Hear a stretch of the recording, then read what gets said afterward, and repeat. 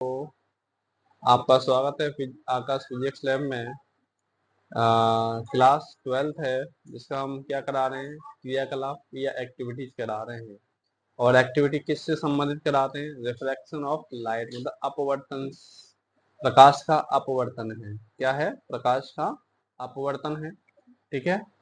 अब इसमें क्या है उद्देश्य हमारा? सबसे पहले क्या है, कांच के एक गुटके पर प्रकाश किरणें तिरछी आपतित होने पर अपवर्तन एवं पार्श्विक विस्थापन का अध्ययन करना हमारा क्या है, उद्देश्य ये है। अब इसमें किस किस की उपकरण की आवश्यकता पड़ेगी? कांच का एक आयताकार गुटका। अब कांच का आयताकार गुटका ये हो सकता है, कांच का आयताकार गुटका ये है। ड्राइंग बोर्ड है, तो ड्राइंग बोर्ड हमने यहाँ पर एक ब्लैक ये क्या ले लिया, व्हाइट पेपर ले लिया। अब बोर्ड पिन मतलब थंब पिन बोलते हैं जैसे हम, ये थंब पिन इस तरह की होती है। ठीक है, ये थंब पिन इस तरह की होती है। फिर कहते हैं सफेद कागज है यहाँ से। फिर आलपिन, आलपिन हमारी ये होती है, आलपिन हमने ले लिए हैं। ठीक है। फिर स्केल, स्केल हमारा ये है, 6 इंची स्केल है। ठीक है। अब यहाँ पर प्रेक्षण बिंदु हम ले रहे हैं, तो आपतन कोण आई डिग्री, आई का मान कितना दे रहे हैं, 30 डिग्री। अब करना क्या है, सबसे पहले हम कांच के स्लेट को इस तरह से रखते हैं। कैसे रखते हैं? कांच के स्लेट को इस तरह से रखते हैं। और कांच के स्लेट को रखने के बाद ब्लैंक पेज पे या व्हाइट पेज पे ऐसे रखेंगे। रखने के बाद सबसे पहले हम क्या करेंगे, कि इस तरह से क्या बना लेंगे, इस तरह से हमारा क्या हो जाएगा, यहाँ से इसको हम यूं लगाएंगे, इसके चारों ओर पेन से या पेंसिल से हम क्या कर लेंगे, अंडरलाइन कर लेंगे। ठीक है, क्या कर लेंगे, अंडरलाइन कर लेंगे। ऐसे हम क्या कर रहे हैं, इसके अंडरलाइन कर रहे हैं। ठीक है, क्या कर लिया, इसके चारों ओर अंडरलाइन कर लिया। अंडरलाइन करने के बाद अंडरलाइन कर लिया यहाँ से। ठीक है, ये क्या कर दिया, अंडरलाइन कर दी। अब हमारी अंडरलाइन होने के बाद हम देखते हैं कि हमारी जो आकृति है, जिस तरह का हमारा जो स्लैब थी कांच की, उसी तरह आकृति की ये यहाँ पर एक आकृति बन गई। अब हमें क्या करना है, हमें यहाँ से इसकी 1/4 लेंथ पर, यहाँ से और इसके जो भी लेंथ होगी उसकी 1/4 पर यहाँ से हमें क्या करना है, एक लंब खींच लेना है। क्या खींच लेना है, एक लंब खींच लेना है। हम ऐसे एक लंब खींच देते हैं। क्या खींच देते हैं, एक लंब खींच दिया। ठीक है। अब लंब खींचने के बाद क्या करते हैं, चांदे की सहायता से हम इस चांदे को यहाँ रखते हैं और चांदे की सहायता से हम यहाँ पे 30 डिग्री का क्या बनाते हैं, आपतन कोण बनाते हैं। कितने डिग्री का बनाते हैं, 30 डिग्री का आपतन कोण बनाते हैं। कितने डिग्री का, 30 डिग्री कोण बनाना है आपतन कोण हमें। ठीक है, तो 30 डिग्री का आपतन कोण बनाना है, तो मैंने देखो यहाँ से 30 डिग्री क्या बना दिया, आपतन कोण बना दिया। इसे अच्छी तरह आप नाप लो, यहाँ से वो रखें। क्या रखना है आपको, इस तरह से रखना है। रखने के बाद बिल्कुल लंब के आधार में ये सीधे मिल जानी चाहिए। तो जो भी आपका 30 डिग्री कोण बनेगा, ये जो पॉइंट लाइन है इससे मिलनी चाहिए, 180 डिग्री वाली, सेम टू सेम इधर मिलनी चाहिए। ठीक है, तो इस तरह से आपका यहाँ से जो भी कोण बनेगा वो 30 डिग्री का बन जाएगा। तो हम यहाँ पर क्या कर रहे हैं, एक कोण बना रहे हैं, और ये कोण बनाया है तो ये कितने डिग्री का बनाया, 30 डिग्री का कोण बनाया। ठीक है, कितने डिग्री कोण बनाया, 30 डिग्री का कोण बनाया है। ठीक है, अब 30 डिग्री कोण बना दिया। करना चाहें तो हम इस रेखा को पीछे की ओर भी बढ़ा सकते हैं, लेकिन बाद में बढ़ाएंगे। अब हम क्या करेंगे, इस जो 30 डिग्री के जो कोण बनाया है, इस पर हम क्या करते हैं, जो 30 डिग्री कोण बनाया है इस पर हम 2 आलपिन गाड़ते हैं। क्या करते हैं, 2 आलपिन गाड़ दें। ठीक है, बिल्कुल सीधे में गाड़नी है दोनों आलपिन। एक तो आलपिन यहाँ गाड़ दी, दूसरी एक और आलपिन गाड़ रहे हैं। इन दोनों आलपिनों के बीच की जो डिस्टेंस है वो कितना होना चाहिए, 2 उंगलियों के बीच के बराबर गैप होना चाहिए। देखो जो आप देख रहे होंगे कैमरे में कि 2 हमने आलपिन गाड़ दिए। अब इन आलपिनों को गाड़ने के बाद हमें यहाँ पर ये दोबारा से क्या कर देनी चाहिए, ये स्लिट रख देनी चाहिए। क्या रख देनी चाहिए, ये कांच के स्लिट रख देनी चाहिए। और कांच के स्लिट रखने के बाद आपको क्या करना है, जिस स्टूल पर बैठे हो उस स्टूल को हटा के आपको नीचे जमीन में बैठना है और यहां से एक आंख बंद करके इन 2 आलपिनों को देखना है। कहां से देखना, इससे, इस सिरे के पास। देखो ये दोनों आलपिन इस सिरे पर खड़ी हुई है, मतलब खड़ी हुई है, तो हमें इस वाले सिरे से देखना है। कौन से सिरे से, इस सिरे से, जो मेरी 2 उंगली आ रही है, तो यहां से देखना है, यहां से देखना है। तो ये दोनों आलपिन देखनी है तो आपको आंख बंद करके ही देखनी है, एक आंख बंद करके देखनी है। कैसी, एक आंख बंद करके देखना है। तो एक आंख बंद करके देखने के बाद क्या करना है आपको कि इस 2 आलपिनों के सीध में आपको एक तीसरी आलपिन यहां गाड़नी है, इस तरह से बिल्कुल सीध में, इस तरह से बिल्कुल सीध में आ जाएगी, इसकी सीध में, ठीक है, इस तरह से आ जाएगी। जैसे यहाँ पर मैं स्केल को दिखा रहा हूँ, सेम टू सेम इस तरह से आएगी। तो मैं आपको गाड़ के दिखा दे रहा हूँ, ठीक है।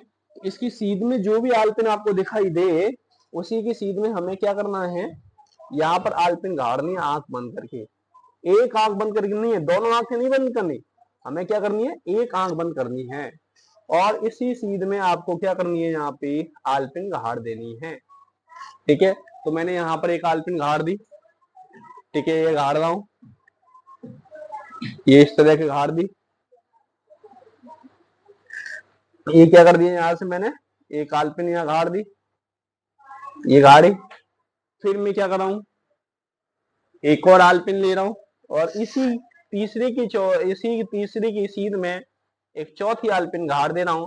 तो कहने का मतलब चित्र में मुझे चारों की चारों आलपिन एक ही सीध में दिखाई देंगी। कांच के सिलिस की बेस से देखना है आपको, यहां से देखना है, इस बेस से, ठीक है। स्टूल में बैठे हो तो स्टूल को हटा के नीचे जमीन से इसे देखना है। और जब देखेंगे तो देखो यहां से आपको क्या होगा, ये आलपिन चारों के चारों एक सीध में खड़ी दिखाई देंगी। इस तरह से मैंने क्या कर दी, आप चित्र में देख रहे होंगे, ठीक है। कैसी होगी, चारों के चारों एक ही सीध में हो गई, ठीक है। स्केल से देखा जाए तो ये चारों के चारों क्या आ रही हैं, एक सीध में आ रही है कि नहीं आ रही। इस तरह से ये हमारी क्या होनी चाहिए, सीध में आ जानी चाहिए। तो हमें देखना कहां से है, एक आंख बंद करके इस कोने से देखना है, यहां से दोनों, जो मेरे दोनों अंगूठे लगे ना, इसकी सीध में से देखना है। तो ये 2 आलपिन जिस सीध में दिखाई दे उस सीध में हमें क्या करनी है, ये तीसरी आलपिन गाड़नी है। फिर ये तीनों एक सीध में हो जाएंगे तो उसकी सीध में हमें चौथी आलपिन गाड़नी है। इस तरह से हमें क्या करनी है, चारों आलपिन गाड़नी है। गाड़ने के बाद हम क्या करेंगे, इन आलपिनों को उठा लेंगे। उठाने के बाद हमें ये पॉइंट मिल जाएंगे, ये क्या हो जाएंगे, पॉइंट मिल जाएंगे ऐसे। फिर इनको भी हटा देते हैं, फिर इनको भी हटा देते हैं, इसलिए हमें पॉइंट मिल गए, ये हमें पॉइंट मिल गए। इस पॉइंट को हम P1 पॉइंट बोलेंगे, इस पॉइंट को P2 बोलेंगे, इस पॉइंट को हम P3 बोलेंगे, इस पॉइंट को क्या बोलेंगे, P4 पॉइंट बोलेंगे। अब क्या करना है, हमें स्केल की सहायता से P3 और P4 पॉइंट पे, तो इस पॉइंट पे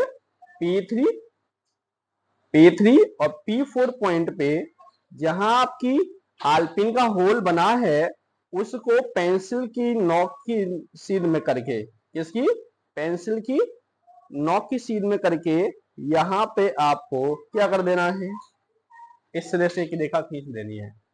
खींचने के बाद क्या करना है, यहां पे जहां पर ये टच हो रहा है, यहां पे इस बिंदु पर यहां पे आपको क्या करना है, एक लंब खींचना है।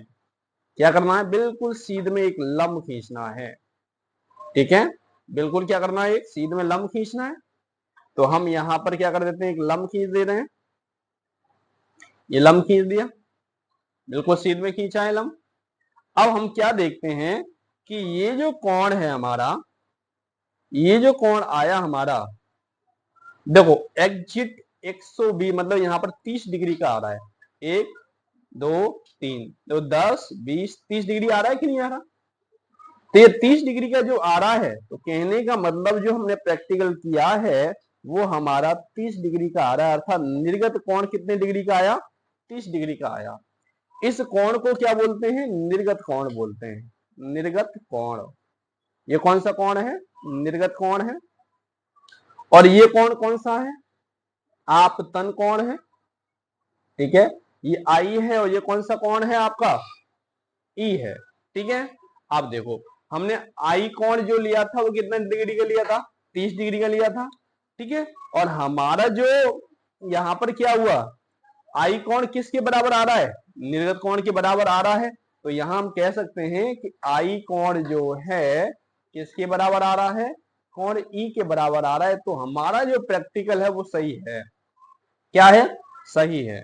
अब हमें क्या करना है, यहां से इस रेखा को पीछे की ओर बढ़ाना है। कौन सी वाली को? इस वाली को। इस रेखा को पीछे की बढ़ा के ऐसे हम बढ़ा लें, पीछे को बढ़ा दिया। सेम इस वाली रेखा को भी पीछे बढ़ाना है। यहां पर हमने आपतित किरण मानी थी ना, इस वाले किरण को भी क्या करना है आपको? पीछे की ओर बढ़ाना है। जब पीछे की ओर बढ़ाएंगे तो देखो यहां बढ़ती हुई दिखाई दे रही है। अब क्या देखते हैं, इस किरण का नाम है आपतित किरण, आपतित किरण, और इस किरण का नाम है, इस वाली का जो ये जो किरण है, ये इस किरण का नाम है निर्गत किरण, निर्गत किरण, निर्गत किरण है। अब क्या हुआ, हम आपतित किरण और निर्गत किरण के बीच में एक रेखा खींचते हैं, ये ऐसे खींची, तो ये ए और बी जो दिखाई दे रहा है, मैं जो बना रहा हूं, इस दूरी को हम कहते हैं, इस दूरी को कहते हैं पार्श्विक। क्या कहते हैं? पार्श्विक विस्थापन, विस्थापन स्मॉल डी कहते हैं। क्या कहते हैं? Small D. अब ये जितनी भी दूरी की आती है, जितनी सेंटीमीटर की आती है, इसे हम नाप लेते हैं। या हम इसे नाप रहे हैं, तो नापने पे हमारी इसकी दूरी जो आ रही है वो 1.1 सेंटीमीटर आ रही है। देखो यहाँ पर आप देखो 1 आ रहा है, उससे थोड़ा सा ऊपर आ रहा है। तो यहाँ से इसकी जो बीच की दूरी जो आ रही है वो कितनी आ रही है? 1.1 सेंटीमीटर। तो हमारे पार्श्विक विस्थापन की जो दूरी आई 1.1 सेंटीमीटर आई, ठीक है। अब देखो ये हो गया हमारा आपतन कोण निर्गत कोण के बराबर होना चाहिए, तभी हमारा ये प्रैक्टिकल सही होगा। पार्श्व विस्थापन की दूरी निकालनी चाहिए। आपतित किरण और निर्गत किरण एक दूसरे के क्या होनी चाहिए? समांतर होनी चाहिए, ठीक है। तो अब इसका रिजल्ट या परिणाम क्या आता है?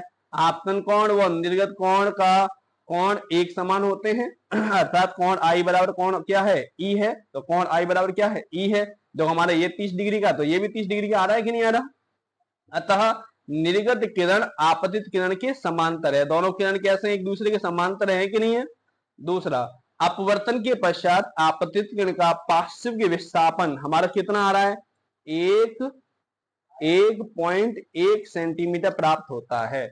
इस तरह से हमारी एक छोटी सी एक्टिविटी हुई, जो कि बोर्ड एग्जाम में कितने नंबर की आती है? 5 नंबर की आती है। कितने नंबर की आती है? 5 नंबर की आती है। तो आई होप बच्चों आपको समझ में